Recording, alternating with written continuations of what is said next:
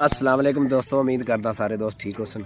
अच्छा यार ना ਨਿਆਣਿਆਂ ਨੂੰ ਛੁੱਟੀਆਂ ਤਾਂ ਸਕੂਲ ਦੀਆਂ ਹੋ ਗਈਆਂ ਨੇ, ਪਰ ਇਹ ਨਾ ਇਹ ਤੇ ਨੱਕ ਦੇ ਉੱਤੇ ਦਮ ਕੀਤੀ ਖੜੇ ਨੇ। ਠੀਕ ਹੈ, ਇਦੂ ਘੁੰਮਦੇ ਆ ਸਨ ਪਾਪੇ ਲਿਆਇਆ ਪਾਪਾ 10 ਰੁਪਏ ਦੇ 20 ਰੁਪਏ ਦੇ ਉਹ ਕਰਨਾ ਹੈ ਕਰਨਾ ਹੈ। ਬੂਟਾ ਜੀ ਹੁਣ ਕੀ ਇਹਨਾਂ ਨੂੰ ਕੋਈ ਨਵਾਂ ਸਕੂਲ ਬਣਾ ਲਈਏ ਨਾਸਤੇ ਇਹਨਾਂ ਨੂੰ ਨਾ ਕਿਸੇ ਵਰਕਸ਼ਾਪ ਛੋੜਨੇ वर्क अभी मजा आएगा ना भिड़ो शाप।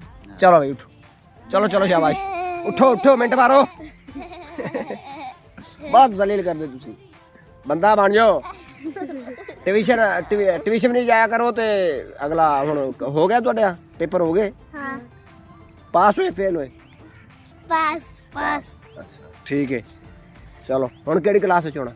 प्रेप प्रेप मैं तो मंच मैं चलो मंच तो मैं मंच हाँ जी तुसी केड़ी क्लास विच होना है?